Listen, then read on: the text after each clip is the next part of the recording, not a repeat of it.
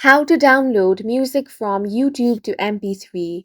Hi guys, welcome to our channel. Let's begin. In this video, I will guide you on how you can download music from YouTube to MP3. For this, open up any web browser and head over to youtube.com. Make sure to sign into your account. Now, you want to click on the profile icon at the top right corner and from here select YouTube Studio. Now, on the left-hand side panel, click on the option of Audio Library.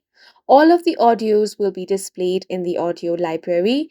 Now, you simply want to scroll down and find the audio that you want to download. You can also search it manually if you want.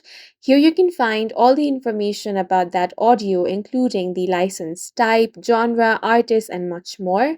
If you want to download the song, you simply want to hover over to that song and click on the download option. Now select the destination where you want to save your song. After that, the downloading will begin. The audio has been downloaded in the MP3 format, and in this way you can download music from YouTube to MP3.